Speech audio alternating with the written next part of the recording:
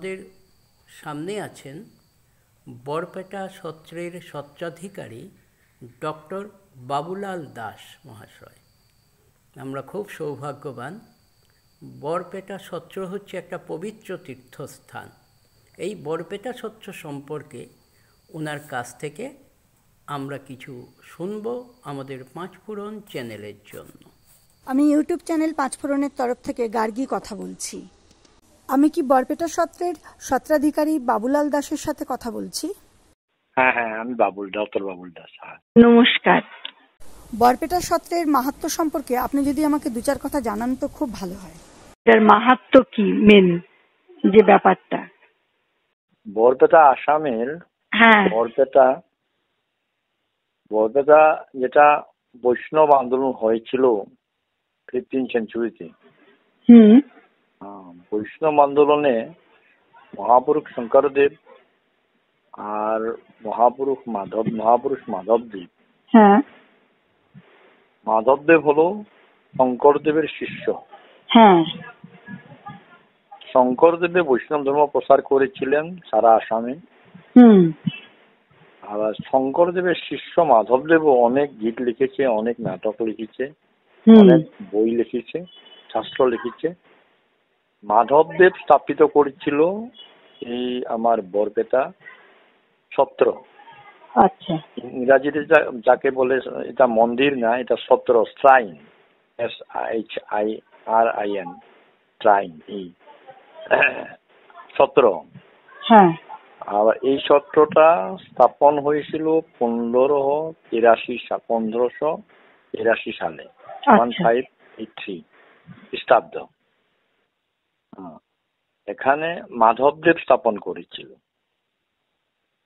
আবার এই সত্রের প্রথম সত্রাধিকার ছিল মথুরা দাস বুড়া আতা। প্রথম সত্রাধিকার ছিল। তারপরে আমি হচ্ছি 26 নম্বর সত্রাধিকার।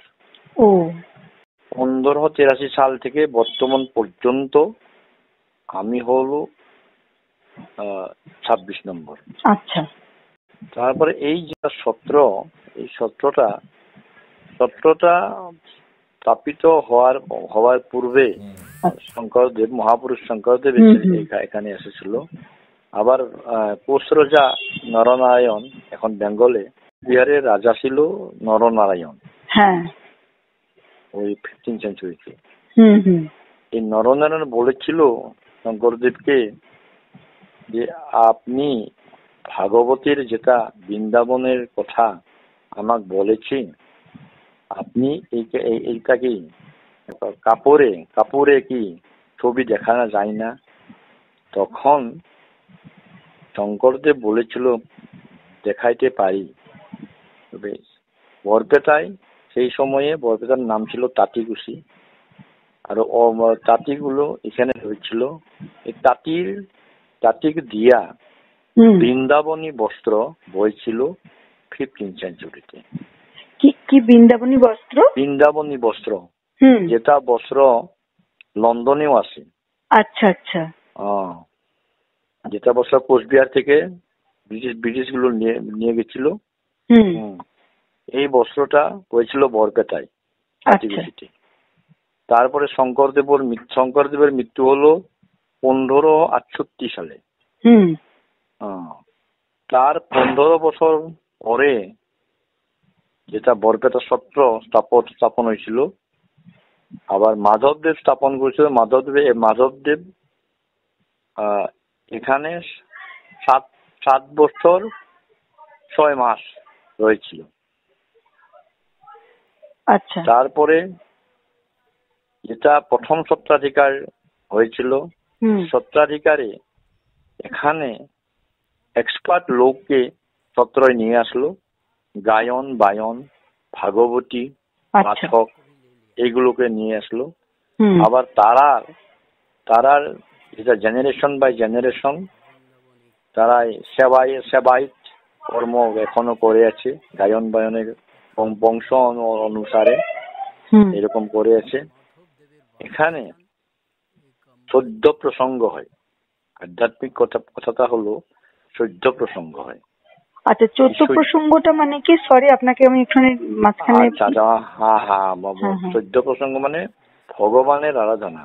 হ্যাঁ। কত মানে ভোরে, একদম ভোরে গাওয়া হয়।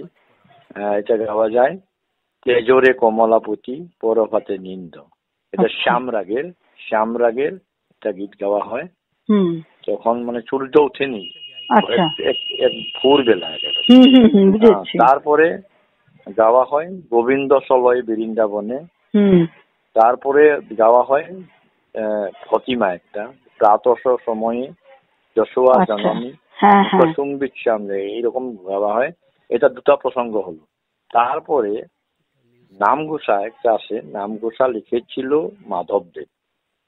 মাধবদেবের নামঘোষায় কিছু ছন্দ আছে, যেমন গোবিন্দ গোবিন্দ গোবিন্দ গোবিন্দ গোবিন্দ রাম মুরারি, এইরকম ছন্দ আছে। এই ছন্দগুলো মানে প্রসঙ্গ হচ্ছে তাল, ভোর তাল, যেটা তাল আছে, বড় তাল আছে না, সাইম্বাল বড় তাল আছে না, বড় তাল দিয়ে বাজনা দিয়ে এই গীতটা সুন্দর সুর করে গাওয়া হয়। আচ্ছা। এটা গাওয়ার পরে ভাগবত পাঠ করা হয়। আচ্ছা। তারপর সংস্কৃত গীতা পাঠ করা হয়। এটা হলো সকালের 5টা প্রসঙ্গ। আচ্ছা। বিকালে প্রসঙ্গ হয় 3টা। আচ্ছা। বিকালে প্রসঙ্গ হবে লীলামালা হবে, এটা প্রসঙ্গ, এটা নাম ছন্দের প্রসঙ্গ হবে, আবার পাঠ হবে। পাঠ মতলব ভাগবতের পাঠ হবে। তারপরে রাত্রে 6টা প্রসঙ্গ হয়। আচ্ছা। 6টা প্রসঙ্গের মধ্যে শঙ্করদেবের গুণমালা, ভাগবত, যেটা শ্রীমদ ভাগবত, এই মদ ভাগবতের সারাংশ হলো গুণমালা। যা লিখেছিল কোচবিহারে, যখন নরনারায়ণ রাজা বলেছিল যে আমাকে ভাগবতটা একটা সারাংশ করে দেন, তখন লিখেছিল এটা গুণমালা। গুণমালা আসলে ভাগবতের সংক্ষিপ্ত রূপ। আচ্ছা। এটা ভাগবত আমার নামঘরে সত্যই এই গুরু আসন আছে, গুরু আসনে রাখা হয়। এটাকে সেবা করে, এতে মূর্তি নেই। তারপরে গুণমালার পরে লীলামালা, আমার কীর্তন ঘোষা শঙ্করদেব লিখেছেন, একটা অধ্যায় আছে লীলামালা। লীলামালার দুটো পদাবলী গাওয়া হয়। তারপরে ফতিমা একটা লিখেছিল, মাধবদেব লিখেছিল শঙ্করদেবকে নিয়ে, এটা ফতিমা গাওয়া হয়। তারপরে বরগীত গাওয়া হয়। তারপরে সংস্কৃতে দুটোই গাওয়া হয়। আচ্ছা। তারপরে প্রসঙ্গ, আর তারপরে পাঠ, মতলব ভাগবতের পাঠ। এরকম 14 প্রসঙ্গ হয়। রাত্রে 8 বাজা পর্যন্ত প্রসঙ্গ হয়, 14 ভোর থেকে 8 বাজা পর্যন্ত। আচ্ছা। এটা হচ্ছে আধ্যাত্মিক বার্তা। আবার এইটা যেটা পবিত্র স্থল, যখন বৃন্দাবনী বস্ত্র বয়েছিল, শঙ্করদেব বলেছিল যে মাধব, এখানে এটা দাপর যুগের এটা অঞ্চল, দাপরে কৃষ্ণ এখানে এসেছিল। এখানে যখন যে যারা কৃষ্ণকে আনতে গিয়েছিল তারা মূর্ছা যাওয়ার পরে কৃষ্ণ এখানে তীর দিয়া তেল বের করলো, আর তেল দিয়া সুস্থ করলো। তারপরে এটা তেল আজ থেকে 50 বছর আগে তেল নির্গত হয়েছিল। আচ্ছা। কিন্তু এখন বন্ধ হয়ে গেছে। এটা মেসমেরিজম, মানে আমিও ধরতে পারি নাই। আর কি জিওলজিস্ট এসেছিল, জিওলজিস্ট বলতে পারিনি। আচ্ছা, কি তেল বার করা হয়েছিল ওখান থেকে? তেল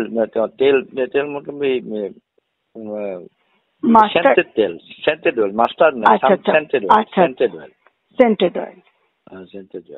আচ্ছা। তারপরে এটা পবিত্র স্থল। তারপরে তারপরে সত্যটা স্থাপনই হলো এই পবিত্র স্থানে। উঠ মিরিলাল মদন গোপাল আবে তেরি গোয়াল বুলাবন কো ও ও হরি রাম রাম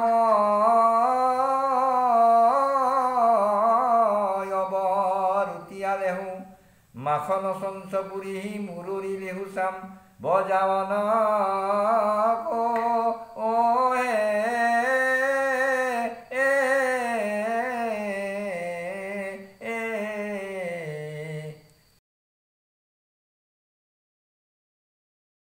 এখন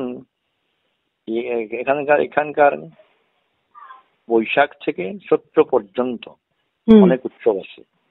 আচ্ছা, বৈশাখে 7 দিন ধরে উৎসব হয়। তারপরে ভাদ্র মাসে শঙ্করদেব, মাধবদেব আবার মথুরাদাস বুড়াটার কীর্তন মহোৎসব করে। আচ্ছা, তারপরে মাঘ মাসে মকর সংক্রান্তি যখন আরম্ভ হয়, সারা ভারতবর্ষে মকর সংক্রান্তি আরম্ভ হয়। এই মকর সংক্রান্তি দিয়ে বরপেটা সত্র 5 দিনা উৎসব আরম্ভ হয়। তারপরে দোল মহোৎসব। দোলটা আজকে থেকে 440 বছর হয়ে গেল দোল, বরপেটার দোল। এই দোল মহোৎসবটা কখনো কখনো 3 দিন হয়, কখনো কখনো 4 দিন হয়, কখনো কখনো 5 দিন হয়। নক্ষত্রর অবস্থান অনুসারে এটা দোল মহোৎসবটা পালন করা হতো। আর এরকম পালন করে করে আজকে 440 বছর হয়ে গেল। আর এই দোলটা not only Assam but also India all abroad, সারা বিশ্বই জানে যে বরপেটার দোল উৎসব অনেক ভালো। আর আধ্যাত্মিক চেতনা এখানে আসে। কৃষ্ণর দোল মহোৎসব, শ্রীকৃষ্ণর দোল মহোৎসবটা এটা পালন করা হয় বরপেটায়। এইখানে উৎসব। আবার বরপেটা সত্র মাধবদেব স্বীকৃতি দিয়ে গেছিল যে 3 রাজ্যর বন্দনী থান। অর্থাৎ সেই সময়ে 15th সেঞ্চুরিতে এখানে 3টা রাজ্য ছিল, কমতা, কোশ আর আহোম রাজ্য। আচ্ছা, এই 3 রাজ্যের এটা বন্দনীয় থান হবে বরপেটা সত্র। এই বাক্য, এই বসন বলে গিয়েছিল মাধবদেব। আর এখনো সারা আসামের যত সত্র আছে বরপেটাকে সম্মান জানায়। এগুলো হলো একেবারে সমূহ বিবরণ দিয়েছি। হ্যাঁ হ্যাঁ হ্যাঁ।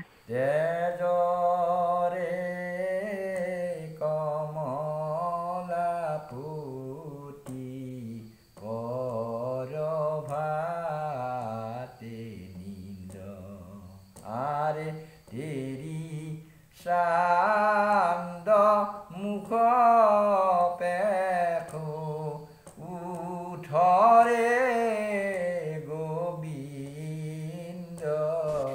অনেক ধন্যবাদ আপনাকে, কারণ এই বরপেটা সত্রের ইতিহাস আমরা আপনার কাছ থেকে জানতে পারলাম। বরপেটা সত্রের সত্রাধিকারী ডাক্তার বাবুলাল দাস, ডক্টর বাবুলাল দাস একটা বরগীত গাইছেন।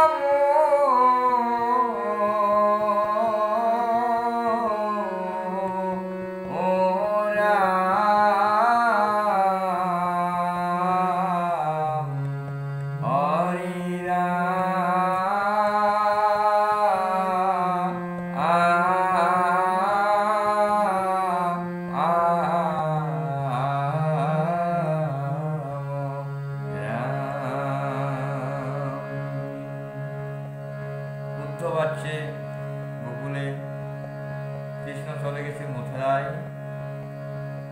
গোপিনী উদ্বাল হচ্ছে, উদ্ধবকে জিজ্ঞাসা করছে,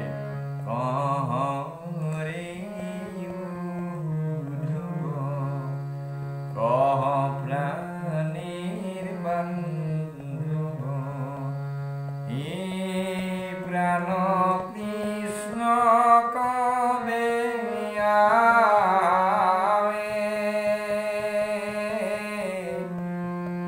কুশয়ে গোপী প্রেম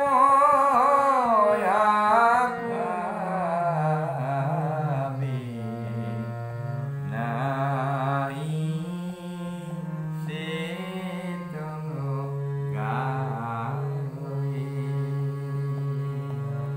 বাঁশুরি ধ্বনি শুনি গোবৎস